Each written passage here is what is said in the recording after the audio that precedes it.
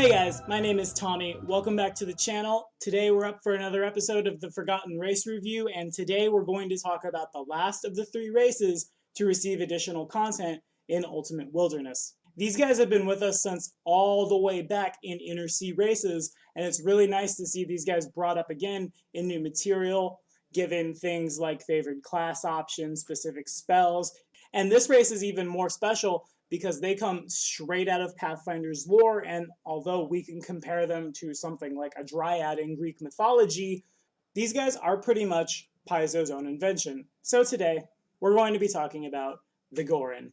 These races on paper all seem like they're going to be a whole lot of fun to play, and tomorrow, on Tuesday, I will be playing a Gathlin fighter in a one-shot over on the Interplanar Crossroads, and since those guys are the channel's patrons, today's episode was once again brought to you by them. Patronage is the #1 way to help a YouTuber succeed in this age, and if you'd like to see this channel do big stuff, we're talking live Gen Con coverage, better quality live streams, more videos per week, the #1 way to help me do that, because I would certainly be honored to bring you guys that kind of content, is to become the channel's patron. The link, as always, if you might be interested, is in the description. Also, don't forget net neutrality stands to be repealed in a couple weeks, and if we lose net neutrality, the internet as we know it is going to change for the worse. So if you'd like to stand up, have your voice heard, and help us keep net neutrality from being repealed, I'll leave a couple links in the description, and we're going to throw an extra one in there now for the international crowd, because I know there's a couple Canadians at least watching, so their voice can be heard as well. Now let's get down to business. Ghorans came into being in the Great War between Nex and Geb. When the immortal wizard Geb cursed the once fertile farms of central Nex, blighting them and threatening Nex's people with starvation, the archmage Nex sought out the exiled druid Ghoran, and bade him to put his forbidden talents to use in saving the nation to which Nex had given his name. Ghoran created mobile plants that thrived on the cursed ground, roaming Nex's valleys in search of the most nourishing soil, and the barren lands soon blossomed anew. Over the centuries, however, the essence Ghoran bound into his creations evolved, giving rise to sophisticated minds and bodies that allowed the plant creatures to elude capture. The people of Nex responded by taking up Ghoran hunting as a sport, finding the flesh beneath the Ghoran's rinds all the sweeter when consumed as the reward for a successful hunt. As the Ghoran's fledgling intellects developed into sentience, they organized and gained status as free citizens of Nex.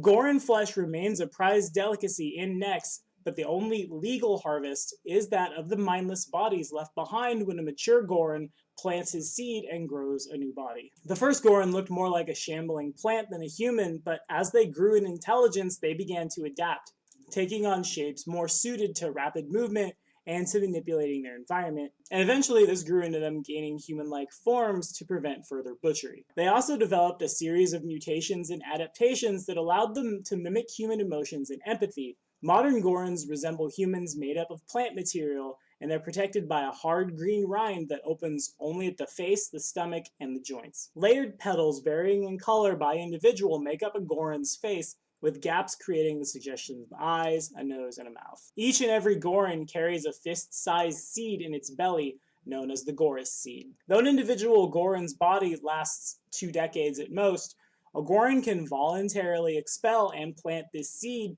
which sprouts a few weeks after being planted. Over the course of several more weeks, the sprout grows into a full-sized Ghoran that carries the memories of the original bearer.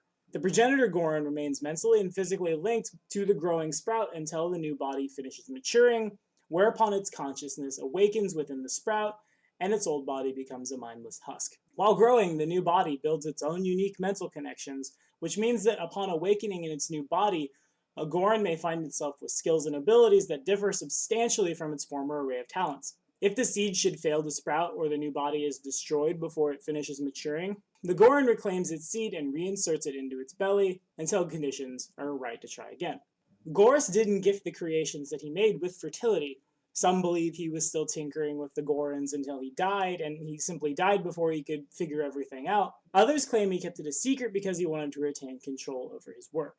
Whatever the reason, Ghorans have no known method for producing new Goris seeds, limiting their population to those Ghorans actually created by Goris himself. Their ability to transfer their consciousness to new bodies gives Ghorans a measure of immortality, but the inability to create new seeds means that each true death permanently reduces their numbers. Ghorans react strongly to the accidental destruction of a Goris seed and know of no greater crime than to destroy one intentionally. Though they're not usually aggressive, Ghorans become implacable when a Goris seed's safety is threatened because, again, that's all they have. A Ghoran's alien thought processes, to say nothing of the empty holes upon its flower petal face, roughly approximating eyes and mouth, make it very difficult for other races to understand and empathize with them, and that leads many Ghorans to stick to themselves in segregated communities. And that's probably a good thing because these guys were created to be a food source, and as such, they are extremely delicious. But let's get down to the stat block. A Ghoran has a +2 to its constitution and charisma, and a -2 to its intelligence. These guys are hardy, guileful, and eager to explore their emotions, but they process complex thoughts more slowly. They're medium plant creatures with a +2 natural armor bonus. Ghorans with a charisma score of 11 or higher can cast once a day, detect poison, good berry the created berries budding from the Ghoran's own body, and purify food and drink. As a full round action, these guys can expel their seeds from an orifice in their abdomen, and if they plant these seeds in fertile ground and they're left undisturbed for 2d6 days, the seed grows into a healthy duplicate of the original Ghoran, except that the duplicate can reallocate all of its skill ranks upon sprouting. Once a Ghoran expels its seed, it gains a negative level, and it dies as soon as the duplicate sprouts.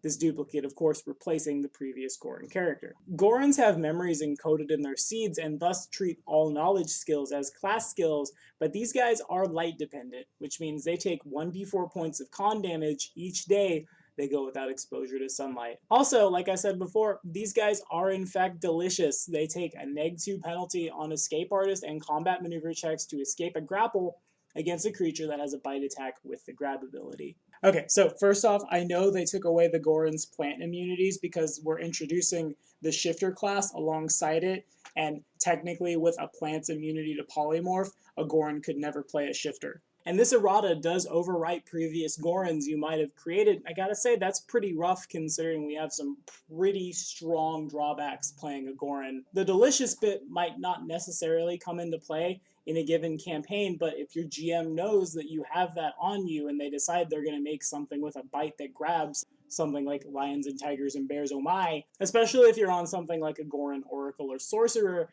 it can be really hard for you to squeeze out of that grapple. Also, if you're going to go inside and you're going to be inside, like, oh, I don't know, a dungeon or something, you're going to be taking damage every day you don't have exposure to sunlight. A vindictive GM could just lock you up in a prison somewhere and that would be the end of your character, but we're going to assume that the GM's not going to do that. Nevertheless, a game that has a lot of dungeon crawls, or if you're trying to play a Ghoran in an AP where you're going to be underground a whole bunch, could put the Ghoran in harm's way really, really fast, even with a middle-of-the-road constitution score. There is one alternate racial trait called Disgusting, giving you a +2 racial bonus on Escape Artist instead of a -2 for the same thing, but in the process of that, you would lose all knowledge skills as class skills, and there's no alternate racial trait to buy off the light dependency, which again can put these guys at a severe disadvantage. However, if I was going to play these guys, and at some point I do plan on playing them, one has to realize that essentially playing a Ghoran, you're playing a character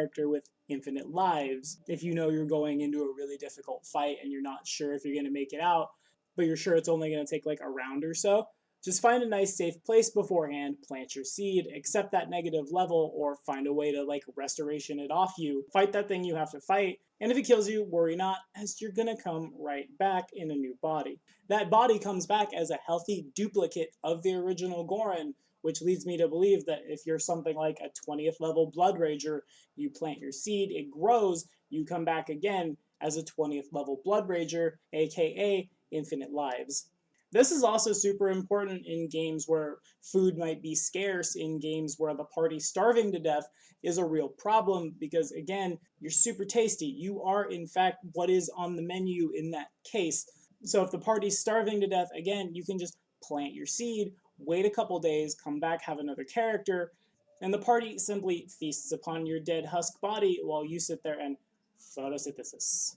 there's nothing to stop how much you spam your seed ability except the fact that it's a full round action. So you could just do this over and over and over again, repeat for infinite food. It's a little weird, and it's not what we're expecting to play most of the time, I'm sure, when we sit down at the gaming table, but I mean, hey, it works. Why not? So what do you guys think about the Ghoran? Have you ever played one before? Have you seen them as NPCs? Have you ever been down to the land of Nex, which we will get to as soon as we get through the rest of the requests? Of course, if you have any requests for any races, gods, or regions you want to hear covered, do throw them in the comments below, and of course, we'll get right on them.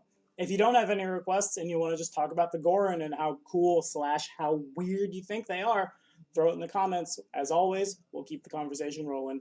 Be sure to like and subscribe for more videos. The next episode of the Forgotten Race Review drops next Monday.